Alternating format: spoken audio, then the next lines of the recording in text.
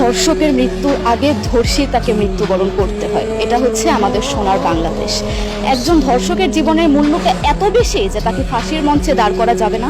আমরা বাংলাদেশে কয়জন ধর্ষকের নাম জানি যাকে কঠোর থেকে কঠোরতম শাস্তি দেওয়া হয়েছে, যাকে ফাঁসির মঞ্চে দাঁড় করা হয়েছে? আমরা কি আদৌ কেউ জানি না। অথচ আমরা কতগুলো যারা ধর্ষিত হয়েছে তাদের নাম জানি। অনেক বড় এই লিস্ট, আসলে অনেক বড়, বলে শেষ করা যাবে না। কুমিল্লার তনু, মাগুরার আসিয়া, 2 দিন আগেও কিশোরগঞ্জে 8ম শ্রেণীর একটি ছাত্রীকে বাসা থেকে তুলে নিয়ে ধর্ষণ করা হচ্ছে।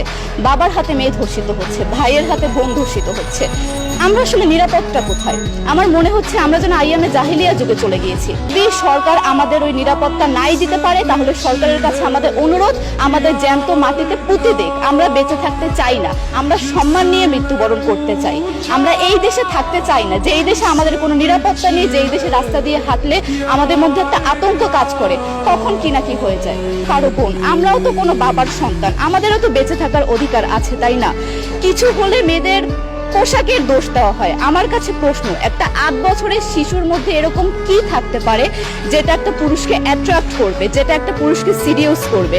সেরকম হলে আসলে ধর্ষণ করা হতো সবসময় প্রাপ্তবয়স্ক মহিলাকে। কিন্তু আমরা আসলে পরিসংখ্যান গবেষণা করলে দেখতে পারি যে ধর্ষক সবচেয়ে বেশি করা হচ্ছে শিশুদেরকে, কিশোরীদের সবচেয়ে বেশি ধর্ষণ করা হচ্ছে।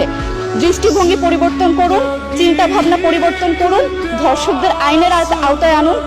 যদি আইন উপদেষ্টা অথবা প্রশাসন যদি ধর্ষকদের শাস্তির ব্যবস্থা না করতে পারে, আমাদের হাতে তুলে দেন, আমরা নিজেদের হাতে শাস্তি দিয়ে দিতে পারবো। এই সাহস আমাদের মধ্যে আছে।